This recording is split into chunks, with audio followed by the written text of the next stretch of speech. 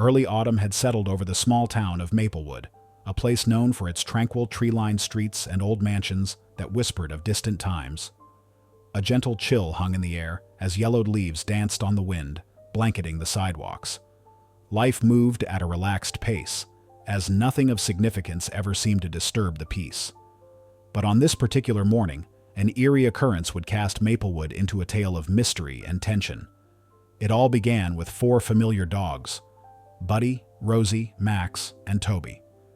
Usually carefree and well-loved by the townsfolk, they wandered through familiar places like City Hall's lawn or Mr. Burney's market, where treats were always waiting. But today, they moved with unusual purpose, sniffing the air with urgency, eyes reflecting a sense of mission known only to them. Their search led them to the old cemetery at the end of an avenue lined with ancient oaks. Surrounded by a low, vine-covered stone wall, the cemetery was typically silent, visited only by those who came to lay flowers for lost loved ones. Yet, that day, it would be the epicenter of a mystery that would change Maplewood forever. Without hesitation, the dogs slipped through the rusty gate and made their way to a neglected grave, almost hidden beneath weeds. The headstone was worn, the letters barely visible on the cracked marble. Ignoring the quiet solemnity of the place, they began digging, their paws flinging dirt with remarkable urgency. Walt, the local gardener, noticed the odd behavior and tried to shoo them away, but was struck by their determination. Realizing something was amiss, he ran to inform Mr. Harrison, the cemetery's caretaker. Before long, a small crowd gathered around the hole, watching as the dogs unearthed the remnants of a coffin. Sheriff Ryan Mitchell arrived with Detective Christine Blake and 2 officers, cordoning off the area. As the coffin's lid became visible, the dogs grew tense, Buddy growling low, Rosie yelping, and Toby digging with desperate urgency. Sheriff Mitchell ordered caution, deciding to wait for Dr. Patterson, the medical examiner, before disturbing the site further. When Dr. Patterson arrived, he noted the age of the coffin, possibly from the 19th century. With gloved hands, he and an officer lifted the lid, releasing a stale, musty odor. The sight inside stunned everyone, an eerily preserved body, wrapped in tattered cloth. The skin was grayish and dried but not fully decomposed. Even hair clung to the skull, and the hands were almost intact, dark nails curling from the fingers. Rumors quickly spread, fueling local legends of curses and dark rituals from Maplewood's past. Mayor Charles Davis attempted to quell the growing panic, but unease gripped the town. Dr. Patterson conducted a detailed examination and found a peculiar mark on the chest, a symbol with winding lines resembling ancient runes. Intrigued and alarmed, he contacted Sheriff Mitchell, who was already shaken by a visit from Harriet Johnson, an elderly resident with knowledge of the town's history. Harriet spoke of Benedict Holloway, a man rumored to have practiced dark arts in the early 19th century. According to her family's old journals, Holloway bore the same symbol on his chest as proof of a pact meant to be sealed for eternity. If disturbed, it was said that darkness would return to Maplewood. Meanwhile, strange events continued. A cleaning staff member at the morgue reported hearing scratching noises from the chamber where the body was stored, though nothing was found amiss. Detective Christine, who volunteered to keep watch overnight, heard whispers and felt an unsettling presence. Outside, Toby stood vigil, staring at the building with unwavering focus, heightening her sense of dread. As fear spread, dreams of a gray-skinned man watching from windows haunted the town. Reports of footsteps in gardens with no visible intruders became common, and the dogs remained ever watchful, alert to an invisible threat. In a desperate attempt to restore peace, Sheriff Mitchell arranged a reburial ceremony, enlisting Reverend Jonathan Reed to perform a blessing. Under a blood-red sunset, the townspeople gathered at the cemetery as Reverend Reed read passages of peace and eternal rest. The body, now listed as the 19th century unknown man, was lowered into the ground. Yet, even as the coffin was sealed, a chilling wind rustled through the trees, and the dogs howled mournfully, their cries echoing through the evening air.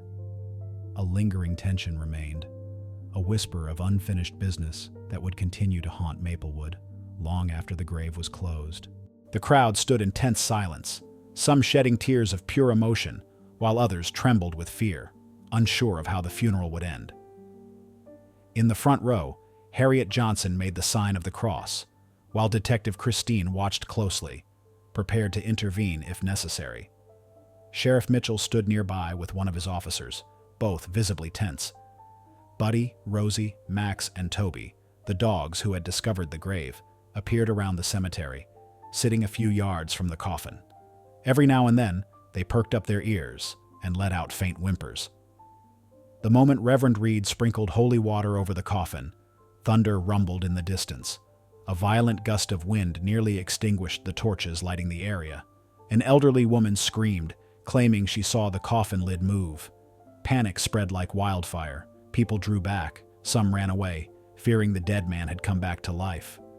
Sheriff Mitchell tried to maintain order, insisting it was only the coffin shifting on its stand, but the chaos was unstoppable. Reporters snapped photos, capturing faces twisted in terror.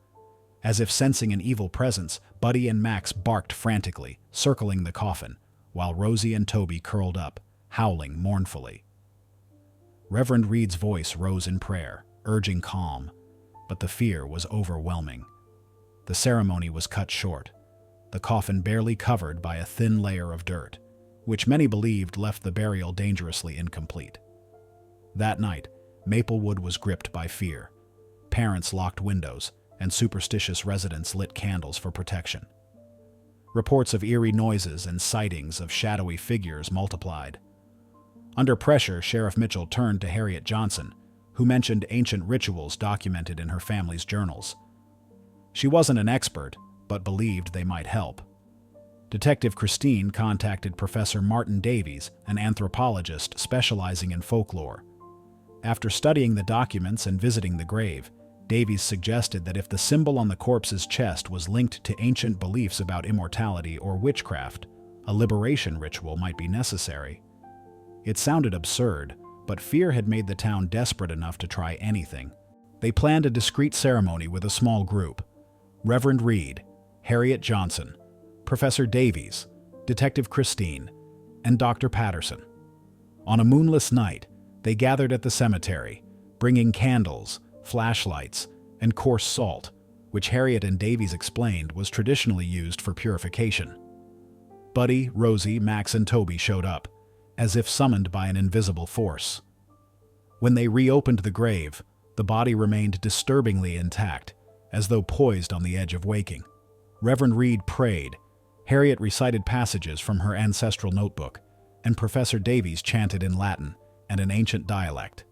As the ritual unfolded, the dogs stood guard, their behavior eerie and alert. A cold wind nearly extinguished the candles, and when holy water touched the symbol on the corpse's chest, Detective Christine swore she saw the dead man's torso contract, as if drawing breath. Her gasp startled the group. Reverend Reed intensified his prayers, the air thick with tension. After what seemed like an eternity, Professor Davies concluded the ritual by scattering salt over the body and around the grave, to break any lingering ties between the corpse and the living world. Harriet wept, saying she felt a powerful energy fading away. One by one, the others expressed relief, though none could fully explain what they had experienced. They carefully reburied the coffin, sealing it with prayers and salt. The dogs approached, sniffing the fresh grave before letting out mournful howls, then vanishing into the darkness. Peace returned to Maplewood. Nightmares ceased, strange noises disappeared, and the oppressive atmosphere lifted. Mayor Charles Davis downplayed the event, calling it a delayed burial with proper honors. Harriet locked away her family's journals, and Professor Davies left town, convinced that some forces defy explanation. The dogs resumed their routines, wandering through the town, now regarded as local heroes. Their actions became legend, stories of magic dogs who unearthed a forgotten grave to save the town. The cemetery was renovated, and a small iron cross marked the grave with the words, "Rest in peace."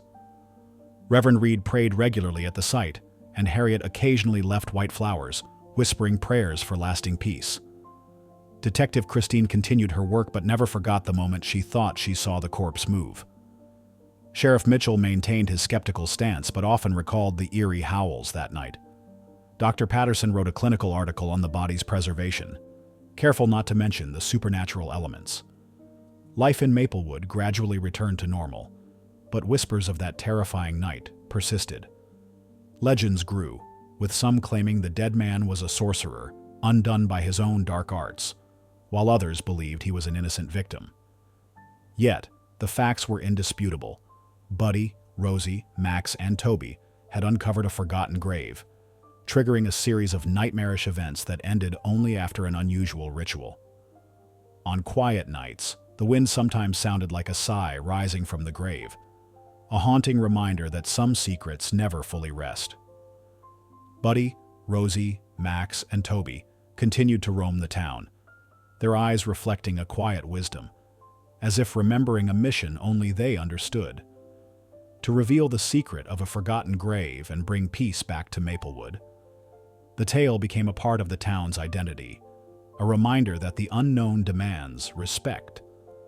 The dogs carried on as if nothing extraordinary had happened, but each time they glanced at the cemetery at twilight, their watchful eyes hinted at a truth only they would ever fully comprehend.